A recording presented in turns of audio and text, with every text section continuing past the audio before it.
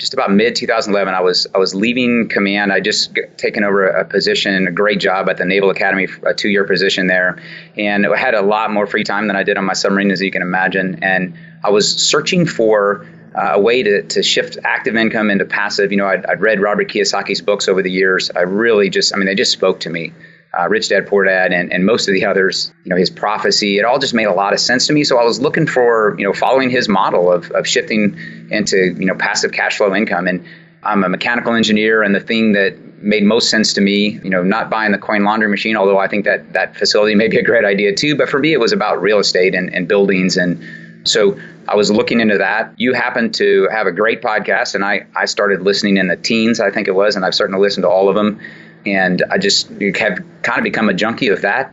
So I got my first property in the end of 2011 in St. Louis. I bought a few more there. I'm up to 8, and my wife Susan is today. In fact, we'll get her first 3, and she'll be at 6 by the end of this month. And hopefully, if all goes well, we'll have Susan topped out, and then we'll go back and start focusing on Gary again.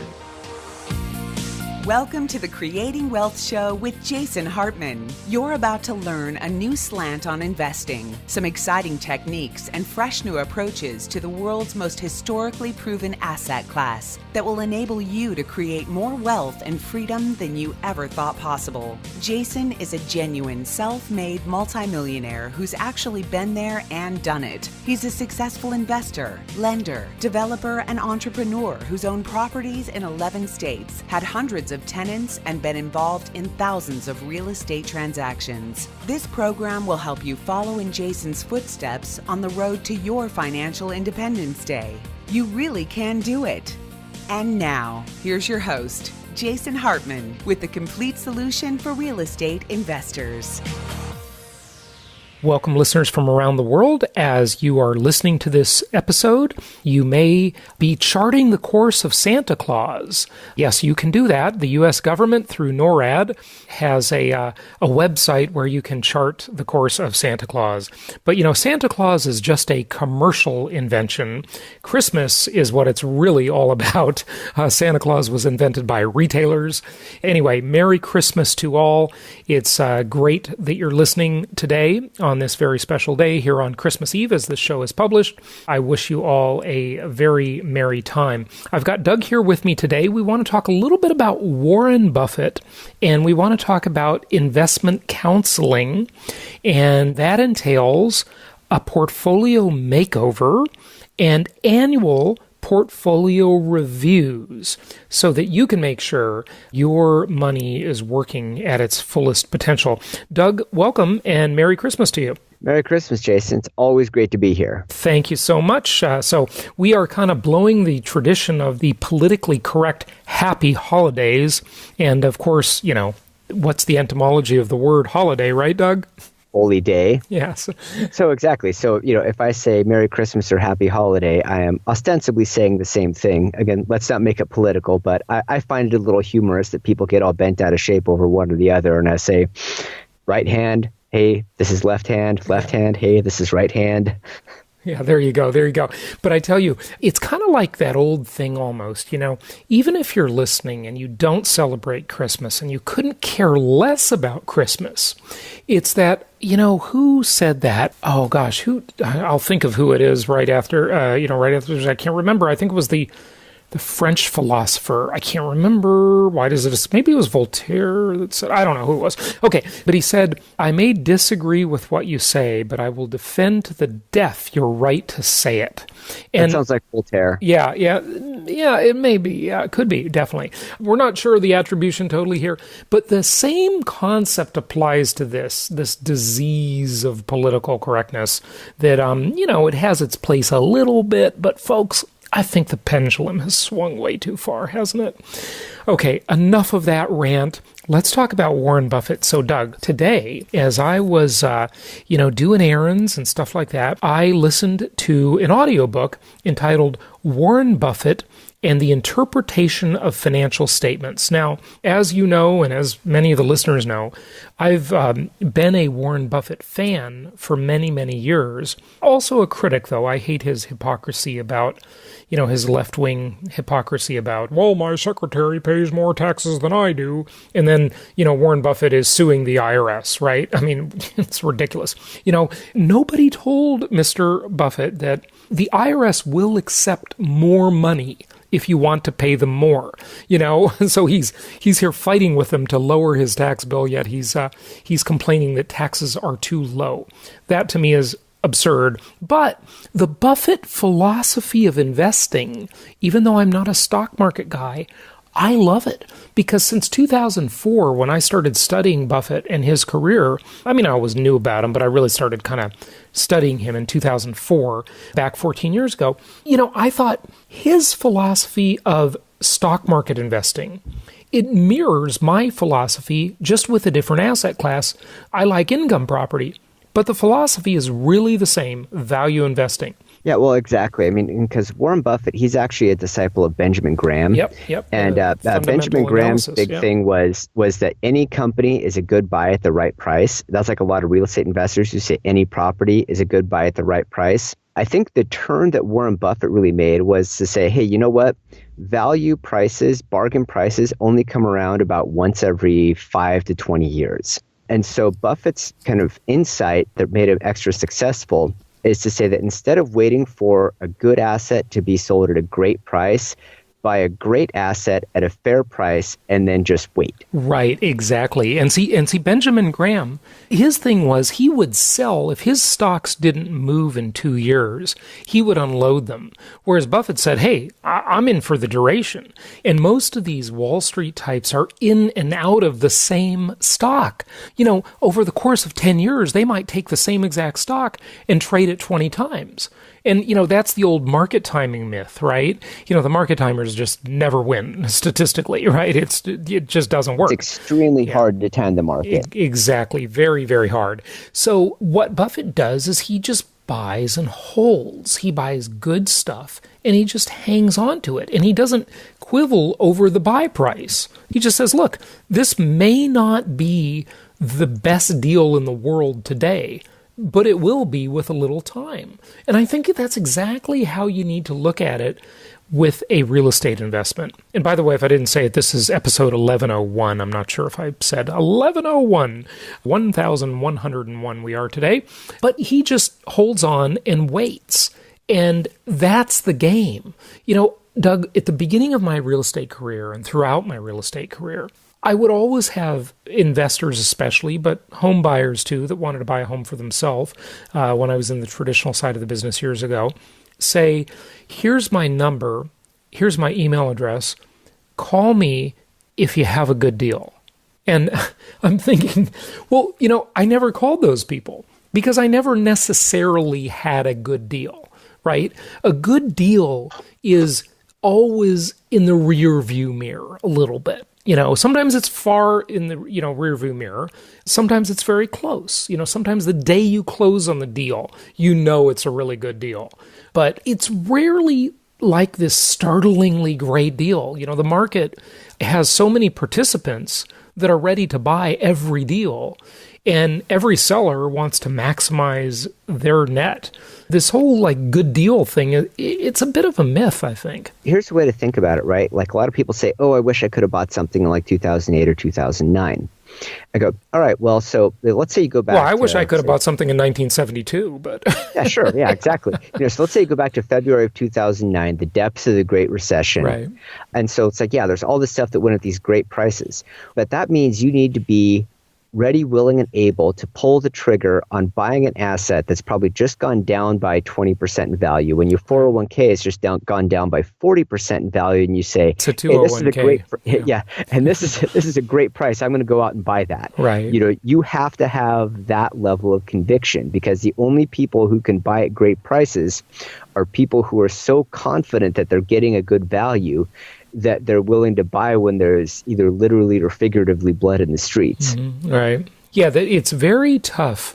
The economy is changing. And we'll talk about the Christmas gift that the Federal Reserve just gave us. I think they're trying to undermine Trump, Powell, but we'll talk about that in a minute. But times they are changing, and it will be, in a few years when we are in the next recession, right? Whenever it's going to be, if it's going to be 2 years or 5 years or whenever it comes, right? It's going to come. Nobody knows when it'll happen, but everybody knows it will happen. It will definitely happen.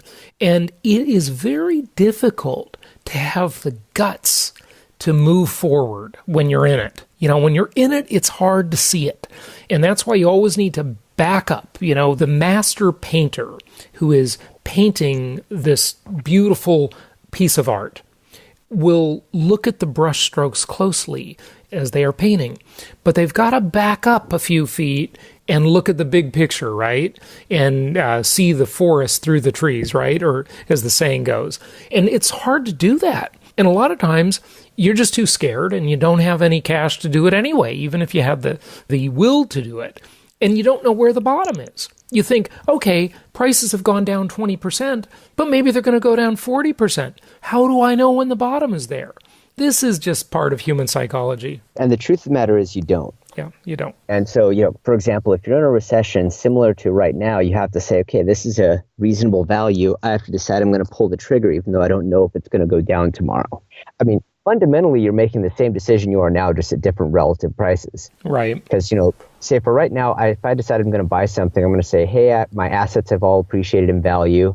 I'm feeling pretty good. I'll buy something. It might go down tomorrow.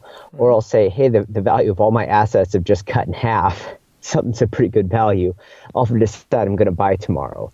You're really making the same decision, just with different circumstances. No question about it. Doug, let me play a little clip of this book, and we'll kind of wrap it up on the Warren Buffett, who's considered to be the world's greatest investor, right? And then let's talk a little bit about portfolio makeover and just maximizing utilization of capital. So here's a little clip for you, listeners. Things even easier, Warren realized that he no longer had to wait for Wall Street to serve up a bargain price. He could pay a fair price for one of these super businesses and still come out ahead, provided he held the investment long enough. And adding icing to an already delicious cake, he realized that if he held the investment long term and he never sold it, he could effectively defer the capital gains tax out into the far distant future, allowing his investment to compound tax-free year after year as long as he held it. And see, that's even better with income property, because you don't even have to do what Buffett does with stocks.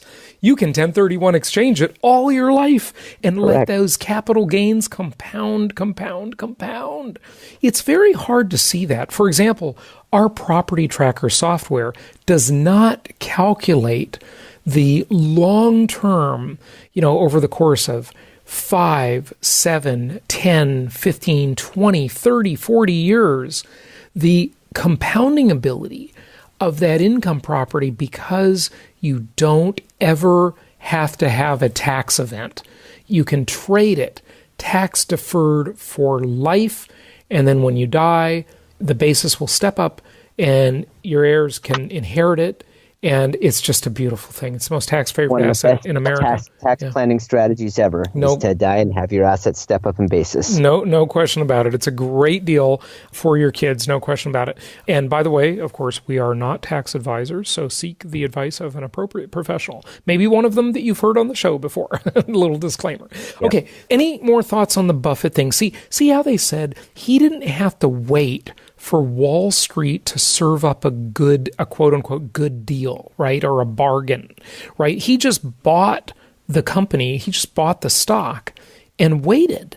And as long as he waited, and it was a quality investment that had good demand, which of course income property has all those characteristics and 10x multiples, right? It's just going to be a great deal. And no tax event, right? Yeah, exactly. I mean, I think that, for example, with the Buffett philosophy, what he's really looking for is a durable competitive advantage for a company. So he's looking for someone like Coca-Cola DCA, or Apple. Yeah, right. Yeah, someone like Coca-Cola or Apple that has a demonstrated ability to get for people to pay a significant premium over, that's demonstrated over a long period of time based on their brand. Because, Coca-Cola ostensibly makes flavored sugar water. Right. There is not a single person on the face of the planet who needs Coca-Cola, yet billions of people willingly pay for it. Apple is able to command very significant premiums because of their brand.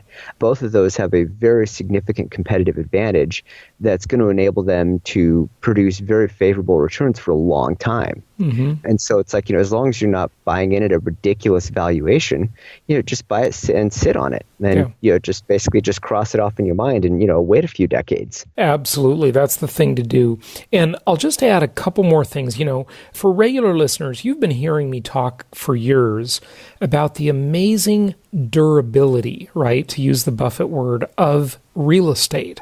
I mean, I've talked about how, I remember this restaurant in Newport Beach that I went on a date there 25 years ago, and it's still there producing income for its owner. Now, the restaurant, the business inside of the real estate, has gone out of business a few times over the years and opened up under a new brand name. But the landlord is still getting the income from the income property. One of the Venture Alliance events, actually our first Venture Alliance event in San Diego, we went to a restaurant that was more than 50 years old. And I'm just thinking, this company has been here for 5+ decades producing income for the owner of that real estate.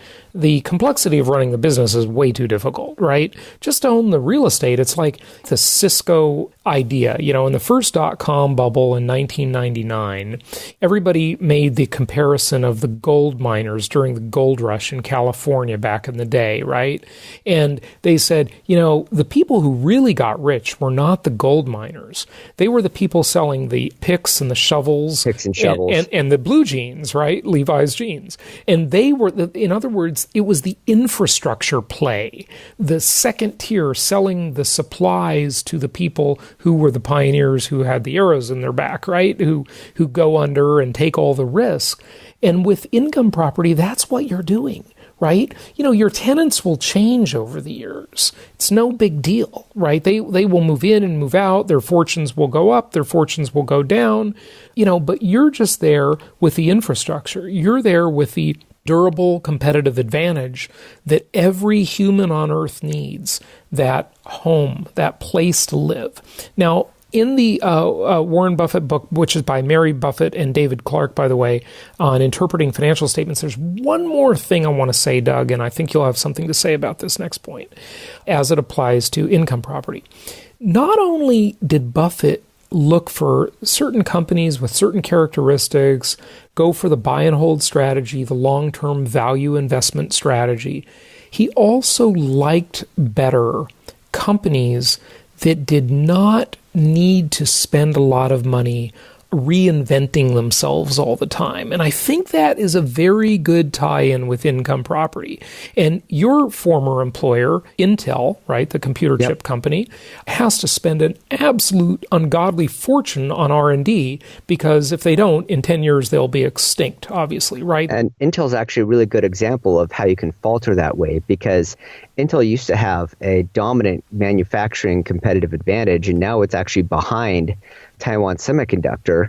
Well, of course, the wonks at Intel will try to say how what they're making is actually not behind TSMC, but whatever. The truth of the matter is that they just moved too slow and got leapfrogged. Right. And because I think that's one of the things that happens. It's an example of the weakness that Buffett's pointing out, which is that if you have to continually reinvent yourself, at some point you are going to have someone in charge who is so incompetent that they can't capitalize on that advantage. Yeah. One thing that Buffett said that I thought was just fantastic is you want to invest in a company that can be run by an imbecile, because eventually every single one will be.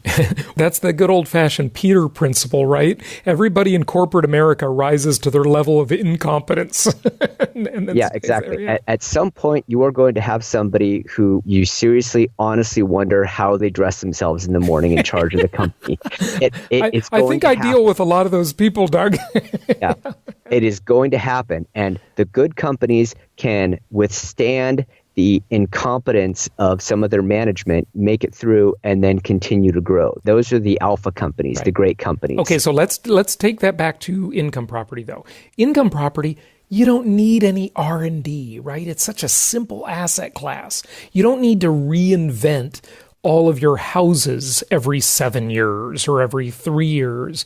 You just simply, maintain them, Big deal. It's simple, right? It's really easy to do that. So I'm a big follower of Eli Goldratt and Theory of Constraints. Now, Dr. Goldratt passed a few years ago, actually. Yeah. But one of his thoughts that I think a lot of people don't really appreciate enough is that in a highly complex environment, the best solutions are always the most simple, because complicated solutions can fail in complicated and unforeseen ways.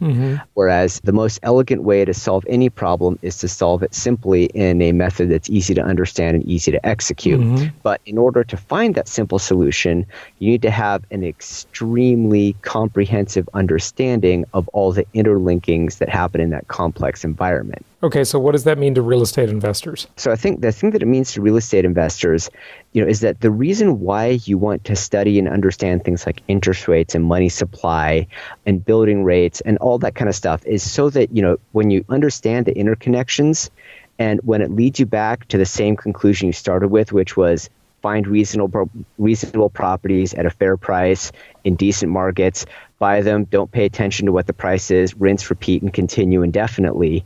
Say you started there, and if you go through a whole bunch of research and come back to that exact same place, that means you did it right. But now you can make those decisions with conviction that you're doing the right thing, as opposed to you're just doing what someone told you to. Yeah, and you just sort of start to see the interplay in the marketplace and how all the actors, whether it be construction cost, interest rates, money supply, credit supply, rental demand, all these things. And, look at folks, you can just listen to the show and we'll always be informing you on all of those subjects over the years.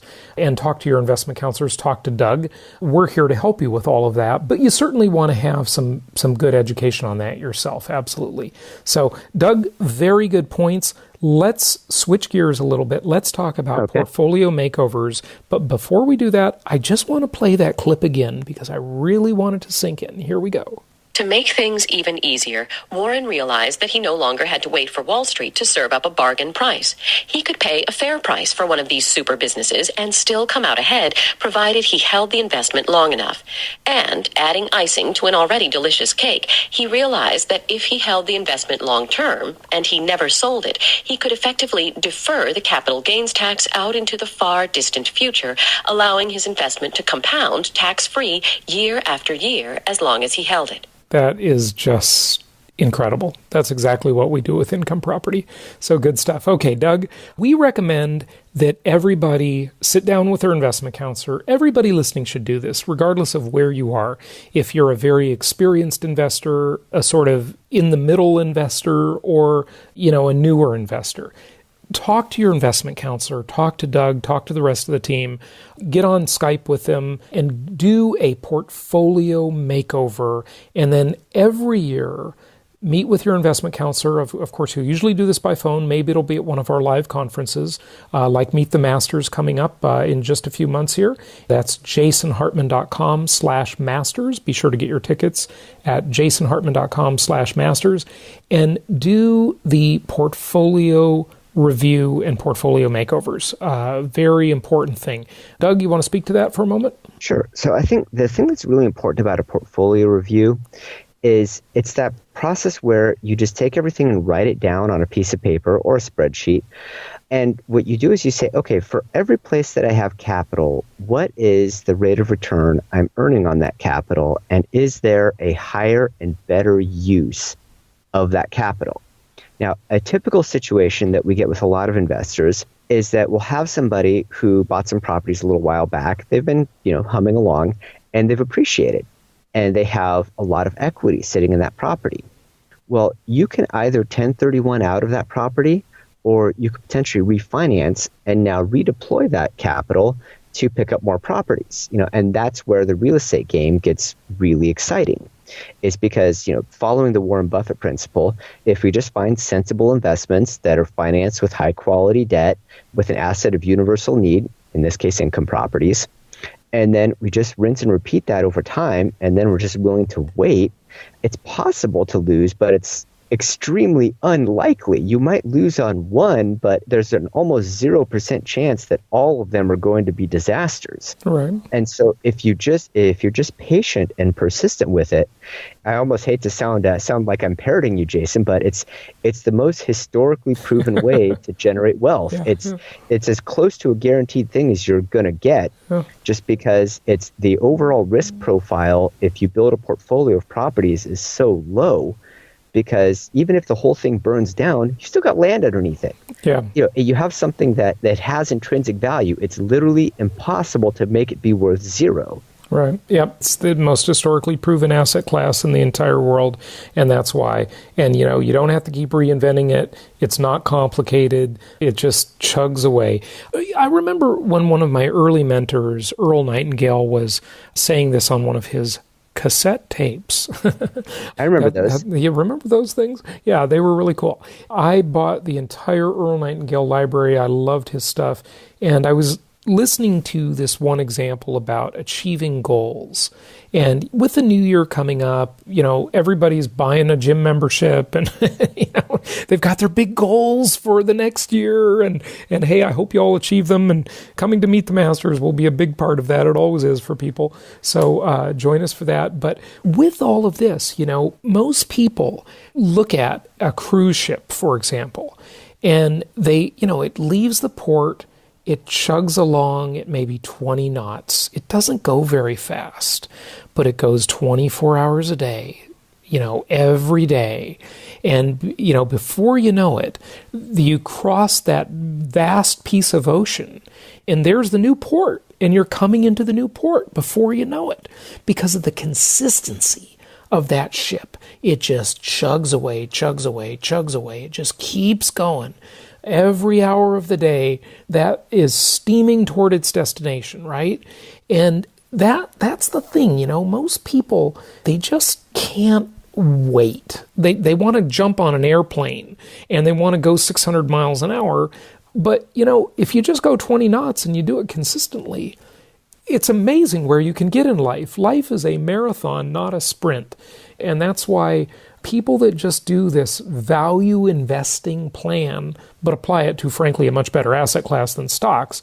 Now, Buffett likes real estate. He's famously been quoted as saying that a few years back. He said, I'd buy a couple 100,000 houses if I could figure out how to manage them, right? It doesn't scale like the stock market. So if you've got, billions of dollars to invest, obviously you got to go to Wall Street, right?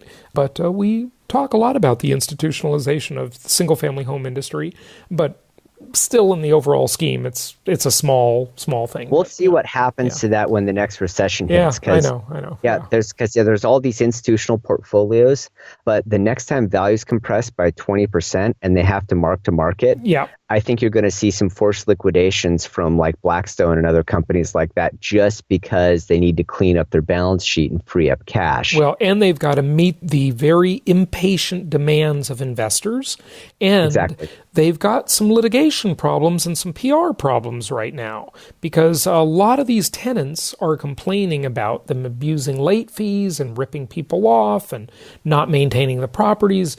Blah, blah, blah. We'll talk about that more on a future show. But, as I said, these big institutional investors, I have always said that I don't think they will like this business because they won't be able to embrace the fragmentation. A small mom and pop investor can do that. You can handle it when you get 20 properties or 30 properties, and you can embrace the fragmentation and deal with it. But for them, they want to do everything in the thousands or tens of thousands, and those big numbers, it's just too piddly for them. They just won't have the patience for it. I think there's something really important that you came really close to, but I think didn't quite hit dead on. That if you don't mind, I'll take just a minute to unpack. Because, of course, working at a publicly traded company for, my professional life, I'm investment counseling as a direct escape plan from the corporatocracy. But one of the things I can tell you for 100% truth about the corporate world is that every single company on the face of the planet has expectations to grow faster than the market, grow earnings faster than the market, grow revenue faster than the market, grow their stock price faster than the market. And it's always about the next quarter. Yes, but the weighted average of everybody's growth is equal to the market. So everybody can't be better than average. Right. So what happens is people make short-term decisions to try to manage the next quarter to be better than average. Statistically, at least half of those fail. And so what ends up happening is you have a huge collection of entities that are all disproportionately short-term focused. So the big unfair advantage that you have as an individual who doesn't need to make 10Q and 10K filings is that you can stick it out for the long term. And if something's going sideways, you don't have to sell. You can just say, I'm going to deal with it. Whereas if I have board of directors saying, sell or you're fired, I'm going to sell the dang thing. Mm-hmm. And that is such a huge advantage, that most people don't realize, is that you have the ability to be patient with your own money and you aren't stuck at the whim of somebody who's scared. Yeah, right. You can stick it out. That is just such a tremendous advantage that it's most huge. people don't understand. Yeah, it really is. It really is. Wall Street is immature.